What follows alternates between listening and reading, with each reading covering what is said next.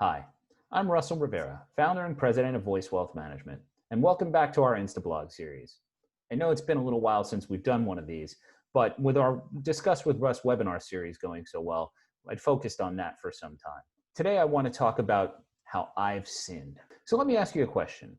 When you were a kid, did you ever roll out of bed looking for cartoons and then maybe see televangelists like Jim Bakker or Pat Robertson or Joel Osteen on TV, then realize it was Sunday, not Saturday? I do. Later on, if you're around my age or maybe a little older, do you remember the scandals and rumors about them not practicing what they preached?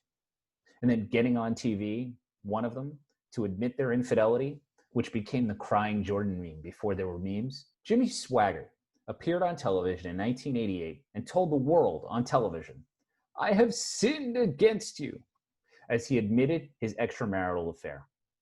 In the last few weeks, I have also sinned, not against my wife, but against myself and my investment philosophy. For those of you who don't know, I spent the first part of my career as a trader, where instead of investing for the long term, our positions might be held for just a few seconds.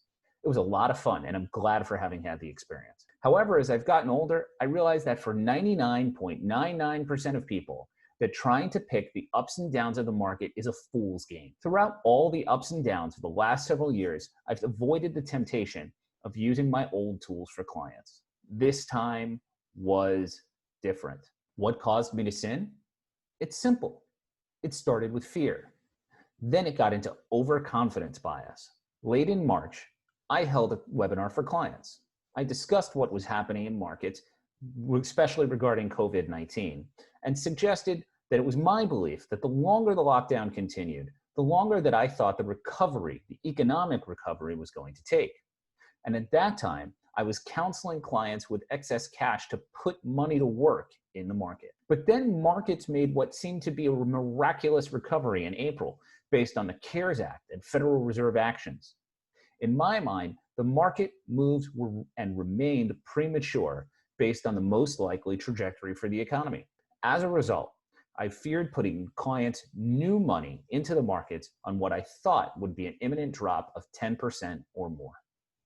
With the volatility being what it was, if you remember, I was all but certain that such a decline would happen. So when clients did make their monthly contributions, I held the money as cash for several days, with their consent, of course.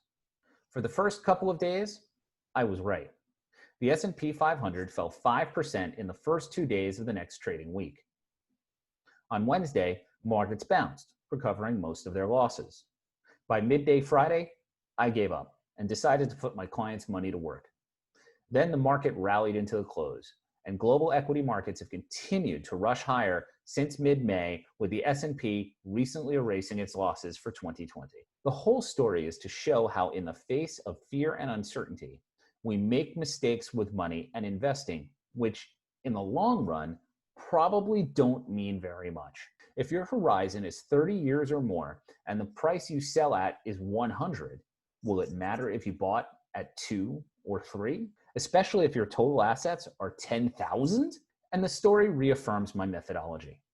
To have a high likelihood of financial success, invest your funds on a regular basis and let capital markets and compounding do the work. Don't worry what the pundits and analysts are saying. Forget whether people think markets are too high or too low. A good plan and a good system should lead you where you want to go. Thanks for watching, and we'll see you next time.